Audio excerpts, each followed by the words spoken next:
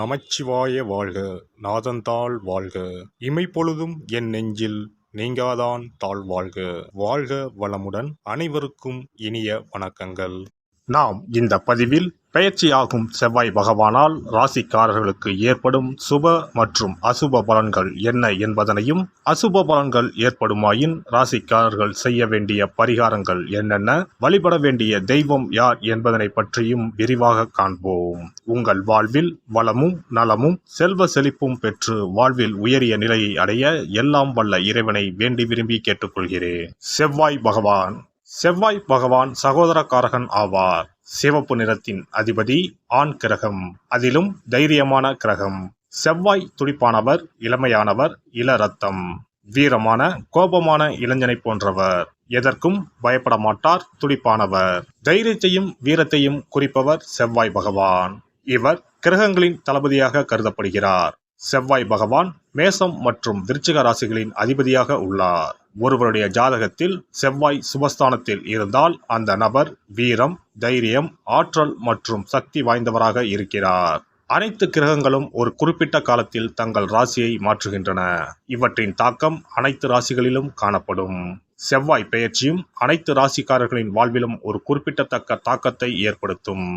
இந்த வருடம் ஜூன் 1ஆம் தேதி சனிக்கிழமை அன்று செவ்வாய் பகவான் தனது சொந்த ராசியான மேசத்தில் பயிற்சியாக உள்ளார். செவ்வாய் கிரகத்தின் இந்த பயிற்சியானது மாலை 3:39 நடைபெறும். செவ்வாய் பகவான் ஜூன் 1 முதல் ஜூலை 12 வரை மேசராசியில் இருப்பார். மேசத்தில் ஏற்படும் செவ்வாய் பெயர்ச்சியானது ருச்சக ராஜயோகத்தை உருவாக்கும். இதனால் சில ராசிக்காரர்களுக்கு அற்புதமான நற்பலன்கள் கிடைக்கும். செவ்வாய் பகவான் மகர ராசியில் அல்லது அதன் சொந்த ராசியான மேசம் அல்லது விருச்சகத்தில் இருக்கும்போது இந்த ருச்சக ராஜயோகம் உருவாகிறது. இந்த அற்புதமான சேர்க்கை ஏற்படும் போது அதன் செல்வாக்கின் கீழ் உள்ள ராசிக்காரர்கள் மிகவும் தைரியமாக, துணிச்சலாக மாறுகிறார்கள். சமூகத்தில் அவர்களின் கௌரவம் அதிகரிக்கிறது. பணிபுரியும் இடத்தில் தனி மரியாதை கிடைக்கிறது. இனி செவ்வாய் பெயர்ச்சியால் ஏற்படவுள்ள ருச்சக ராஜயோகத்தால் அதிகப்படியான நல்ல பலன்களை அடைய உள்ள ராசிகளை பற்றி காண்போம். திட்டமிடுவதில் கெட்டிக்காரர்களான மிதுனராசி அன்பர்களே, நீங்கள் எதிலும் சிக்காமல் நழுவுவதில் கெட்டிக்காரர். இந்த செவ்வாய் பெயர்ச்சியால் கொடுத்த வாக்கை காப்பாற்றி அதன் மூலம் மதிப்பும் மரியாதையும் கிடைக்கப் பெறுவீர்கள். பணவரவு திருப்தி தரும். சிக்கலான சில விஷயங்களை சாதுரியமாக பேசி முடித்து விடுவீர்கள்.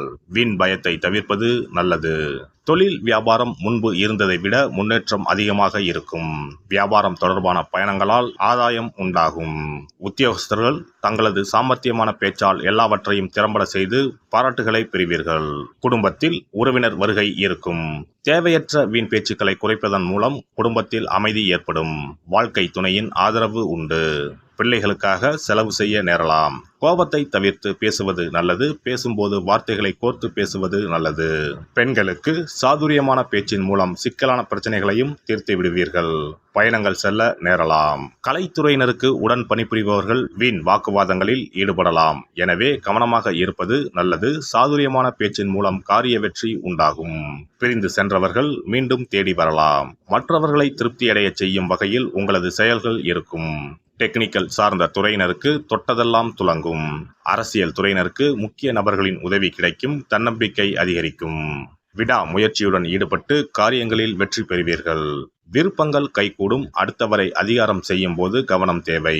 வீண்பகை ஏற்படலாம். மற்றவர்களுக்காக எந்த ஒரு பொறுப்பையும் ஏற்காமல் இருப்பது நல்லது. வீண் அலைச்சல் ஏற்படலாம். மாணவர்களுக்கு கல்வியில் முன்னேற்றம் உண்டாகும். கல்வி தொடர்பான பயணம் செல்ல நேரலாம்.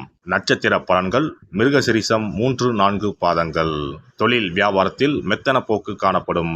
தொழில் தொடர்பான அலைச்சல் அதிகரிக்கும். வாடிக்கையாளர்களை அனுசரித்து செல்வது வியாபார வெற்றிக்கு உதவும். உத்தியோகத்தில் இருப்பவர்கள் கூடுதலாக உழைக்க வேண்டியிருக்கும். திருவாதிரை நட்சத்திரம். தொழிலில் சக பணியாளர்களிடம் கவனமாக பழகுவது நல்லது. குடும்பத்தில் திடீர் குழப்பம் ஏற்பட்டு நீங்கும். கணவன் மனைவிக்கு இடையே வாக்குவாதம் உண்டாகலாம். கவனம் தேவை. பிள்ளைகள் நலனில் அக்கறை காட்டுவீர்கள். புனர்பூசம் 1-2-3 பாதங்கள். நண்பர்கள் உறவினர்கள் மூலம் நன்மை ஏற்படும். எதிலும் மெத்தன போக்கு காணப்படும். வீண் அலைச்சல் ஏற்படலாம். கோபத்தை குறைப்பது நன்மை தரும். மாணவர்கள் கல்வியில் முன்னேற்றமடைய கூடுதலாக உழைக்க வேண்டியிருக்கும். ஸ்ரீ ரங்கநாதரை தரிசித்து அர்ச்சனை செய்து வழிபட எல்லா துன்பங்களும் நீங்கும். மன அமைதி உண்டாகும். நவ கிரகங்களில் சூரியனுக்கு அடுத்தபடியாக செயல் ஆற்றல் உள்ள கிரகம் செவ்வாய்.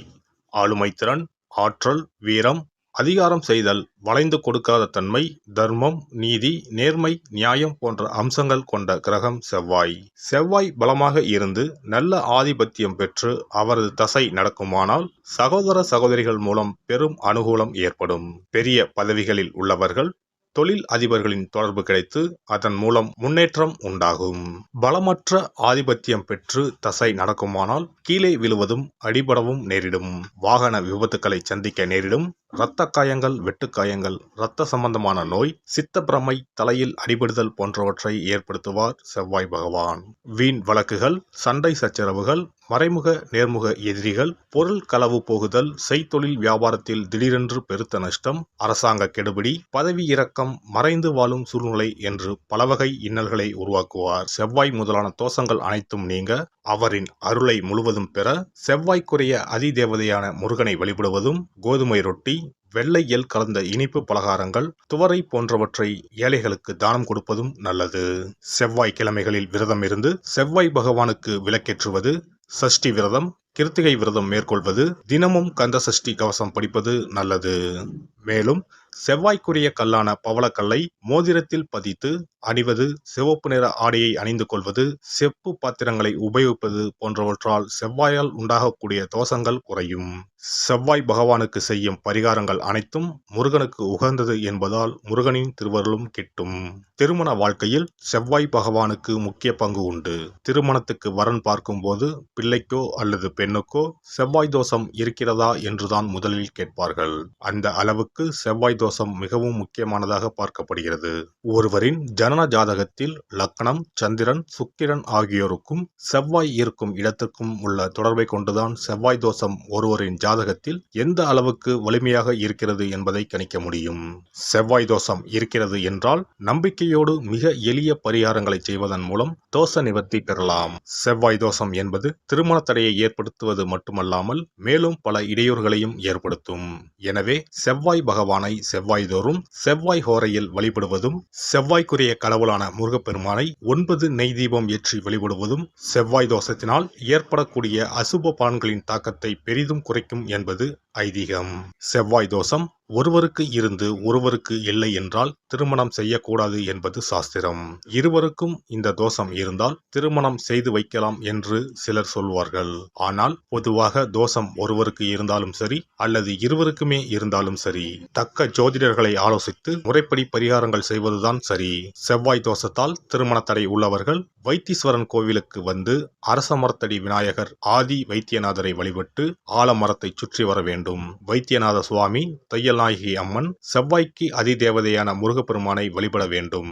சன்னதியில் உள்ள செவ்வாய் பகவானுக்கு சிகப்பு வஸ்திரம் சாத்தி அபிஷேகம் செய்து பரிகாரம் செய்ய தடைகள் நீங்கும். இந்த வீடியோ பதிவு உங்களுக்கு பிடித்திருந்தால் லைக் பண்ணுங்க, கமெண்ட் பண்ணுங்க, ஷேர் பண்ணுங்க, மறக்காம சப்ஸ்கிரைப் பண்ணுங்க, பக்கத்துல இருக்கிற பெல் பட்டனை கிளிக் பண்ணுங்க. நன்றி, வணக்கம். ஓம் நமச்சிவாய. சிவாய நம.